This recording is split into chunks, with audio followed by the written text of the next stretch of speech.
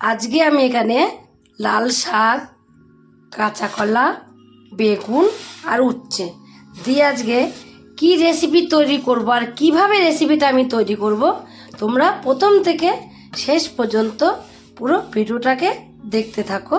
তার জন্য দেখো এখানে আমি সবজিগুলোকে কেটে নিয়েছি আগের থেকে। সবজিগুলোকে আমি কিভাবে কেটেছি তোমরা একটু দেখো। উচ্ছেটাকে ঠিক এইভাবে গোল গোল করে কেটে নিয়েছি, আর বেগুনটাকেও আমি গোল গোল করে কেটে নিয়েছি, আর কাঁচকলাটাকেও গোল গোল করে কেটে নিয়েছি। আমি একই রকম করে কিন্তু দেখো 3 রকম সবজিকে কেটে নিয়েছি। এই সবজিগুলো কেটে নিয়ে আর লাল শাকগুলোকেও আমি ঠিক লম্বা লম্বা করে এইভাবে বড় বড় করে কেটে নিয়েছি। যেরকম আমরা শাক রান্না করি ছোটো ছোটো কুচি করে, সেরকম কিন্তু কুচি করিনি। আর দেখো শুধু গুঁড়াটা ফেলে দিয়ে আমি ডান্ডিগুলোকেও নিয়েছি, একটু বড় বড় করে কেটে নিয়েছি। এগুলোকে সব একই রকম করে দেখো কেটে নেওয়া হয়ে গেছে। এবার এগুলোকে আমি একটা সাইডে রেখে দেবো। সবজিগুলো কেটে আমি এক সাইডে রেখে দেখো গ্যাসে একটা আমি কড়াই বসিয়ে দিয়েছি। কড়াইটা কিন্তু এখন গরম হয়ে গেছে। এর মধ্যে দিয়ে দেবো তেল। তেলটা কিন্তু একবারেই দেবো, যতটা তেল লাগবে পরিমাণটা বুঝে তেলটা আমি একবারেই এর মধ্যে দিয়ে দিয়েছি। এবার এই তেলের মধ্যে তেলটাকে আগে ভালোভাবে একটু গরম করে নেবো। তেলটা যেই গরম হয়ে যাবে দেখো এখানে আমি কটা বড়িকে আগের থেকেই ছোট ছোট করে বড়িগুলোকে ভেঙে নিয়েছি। ভেঙে নেওয়া বড়িগুলোকে সবের মধ্যে আমি তেলের মধ্যে দিয়ে দেবো। তেলের মধ্যে বড়িগুলোকে দিয়ে একটু নাড়াচাড়া দিয়ে নেবো হালকা করে। এই বড়িগুলোকে নাড়াচাড়া দিয়ে নিয়েই দিয়ে দেবো কটা এখানে আমি কালো জিরে ফোড়নে দিয়ে দিয়েছি। কালো জিরে ফোড়নটাকেও আমি ভেজে নেবো এর সাথে, দেখবে তাহলে কিন্তু বড়িটাও কিন্তু এর সাথে খুব সুন্দরভাবে লাল লাল করে ভাজা হয়ে যাবে। ভাজা হয়ে গেলেই দিয়ে দেবো এখানে আমি কিছুটা কাঁচা লঙ্কা নিয়েছি, 4টে আমি কাঁচা লঙ্কা দিয়েছি। লঙ্কাটা কিন্তু তোমরা যে যেরকম ঝাল খাবে সেরকম লঙ্কাটাকে দিয়ে দেবে। ঝালটা তোমরা ইচ্ছা মতো তোমরা দিতে পারো। এবার যেই তোমার হলো দেখো লাল লাল করে কিন্তু বড়িগুলো এখন ভেজে নেওয়া হয়ে গেছে। দেখলেই তোমরা বুঝতে পারছো যে লাল লাল করে বড়িগুলো ভেজে নেওয়া হয়ে গেছে। এবার আমি এখানে যে উচ্ছেগুলো কেটে রেখে দিয়েছিলাম সেই উচ্ছেগুলোকে দিয়ে দেবো। উচ্ছেগুলোকে দিয়ে আগে আমি একটুখানি হালকা করে ভেজে নেবো। সামান্য একটু লবণ দেবো, তাহলে তাড়াতাড়ি করে ভাজাটা হয়ে যাবে আর কালার চলে আসবে। দেখবে উচ্ছে লবণটা দিলে কিন্তু যে কোনো জিনিসে ভাজাটা তাড়াতাড়ি হয়ে যায় আর খুব সুন্দর একটা কালার চলে আসে। উচ্ছেগুলো যে একটু হালকা ভাজা হয়ে যাবে, হালকা ভেজে নিয়ে এবার দিয়ে দেবো আমি কাঁচা কলাগুলোকেও একটুখানি এর সাথে ভেজে নেবো। তাহলে দেখবে উচ্ছেটা একটু সুন্দরভাবে ভাজা হয়ে যাবে এর সাথে। আর তেলটা কিন্তু একটু বেশি করে দিতে হবে। সেরকম মশলা আমি কিছুই এর মধ্যে দেবো না। তোমরা শুধু দেখবে রান্নাটা আজকে কত সুন্দর রান্নাটা, তোমরা একদিন করলেই বাড়িতে বুঝতে পারবে। কাঁচা কলাগুলো দিয়েও কিন্তু আমি একটু ভেজে নিয়েছি। এখন দেখো সব সবজিগুলোই একটু ভাজা ভাজা হয়ে গেছে। এবার এর মধ্যে দিয়ে দেবো লাস্টে আমি বেগুনগুলো একটু লাস্টে দেবো। বেগুন তো দিতেই ভাজা হয়ে যায় আর বেগুন বেশি ভাজতে টাইমও লাগে না। এবার লাস্টে বেগুনগুলোকে দিয়ে একটুখানি ভেজে নেবো সবজিগুলো, সব রকম সবজিগুলো একটু ভেজে নেবো। প্রথমে আমি অল্প করে একটু লবণ দিয়েছিলাম, আর একটু লবণ এর মধ্যে দিয়ে দেবো। আর এর মধ্যে দিয়ে দেবো একটুখানি আমি হলুদের গুঁড়ো।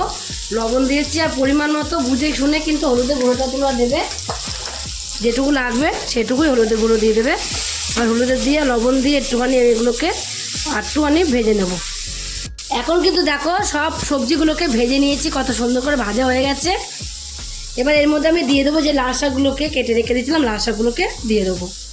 সব লাল শাকগুলোকে এর মধ্যে আমি দিয়ে দিয়েছি। দিয়ে এবার লাল শাকগুলোকে এভাবে একটু সব মিশিয়ে একটু নাড়াচাড়া দিয়ে নেবো, সব সবজির সঙ্গে মিশিয়ে নেবো। নাড়াচাড়া দিয়ে গ্যাসটাকে এবার আমি একদমই কমিয়ে দেবো। গ্যাসটাকে কমিয়ে দিয়ে আমি তো হলুদ আর লবণ এর মধ্যে দিয়েই দিয়েছি। এখন আর কিন্তু এর মধ্যে আমি কোনো কিছুই দেবো না। ঢাকা দিয়ে কিছু সময় রেখে দেবো। কিছুক্ষণ ঢাকা দিয়ে আমি রেখে দিয়েছিলাম। এবার ঢাকনাটা তুলে দেবো। দেখো আগের থেকে কতটা মজে গেছে, একদম ভালো মতো সিদ্ধ প্রায় হয়ে গেছে। দেখো সবজিগুলো তো ভেজে নিয়েছিলাম, তারপরে তোমার শাকটা দিয়েছি আর ঢাকা দিয়ে রেখে দিয়েছিলাম কমিয়ে গ্যাসটাতেই, কিন্তু সবজিগুলো ভালোভাবে সিদ্ধ হয়ে গেছে। একটু নাড়াচাড়া দিয়ে নিলাম। নাড়াচাড়া দিয়ে এর মধ্যে এবার আমি একটু সামান্য অল্প একটুখানি জল দেবো, একদম সামান্যই জলটা দেবো। যেহেতু সব কিছু সিদ্ধ হয়ে গেছে, সবজিগুলো সিদ্ধ হয়ে গেছে সমস্ত। এবার এইভাবে আমি অল্প একটু জল দিয়ে আবার কিছু সময় ঢাকা দিয়ে রেখে দেবো। এখন দেখো আমি আরও কিছু সময় পর আমি ঢাকনাটা খুলে দিলাম। আরও কিছু সময় ঢাকা দিয়ে আমি রেখে দিয়েছিলাম।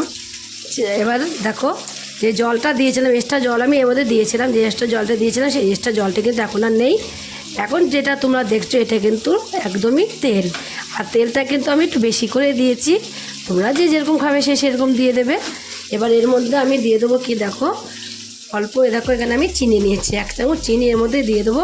আর চিনিটা কিন্তু তোমরা অবশ্যই দেবে, চিনি না দিলে কিন্তু টেস্ট লাগবে না। যেহেতু কোনো মশলা টশলা কোনো কিছু কিন্তু এর মধ্যে দিইনি আমি, দেখলে শুধু লঙ্কা চিরা বড়ি ভেঙে আমি বসিয়ে দিলাম। এবার একটুখানি চিনিটাকে দিয়ে নাড়াচাড়া দিয়ে নিলেই আমার কমপ্লিট হয়ে যাবে একদম শাক রান্না, লাল শাক রান্না নতুনভাবে একদম। সবসময় তো একরকম খাই আমরা, একরকম খেতে খেতে কিন্তু কারোরই ভালো লাগে না। দেখবে একটু নতুন নতুন রান্না করলে কিন্তু মুখের টেস্টটাও পাল্টিয়ে যায়, আবার খেতেও বেশ ভালো লাগে। তো কথা বলতে বলতে দেখো আমার একদমই কমপ্লিট হয়ে গেল, আর চিনিটা এর সঙ্গে একদম মেল্টও হয়ে গেছে। এবার আমি কমপ্লিট হয়ে গেছে নামিয়ে দেবো, গ্যাসটাকে অফ করে দেবো, অফ করে দিয়ে এবার নামিয়ে দেবো।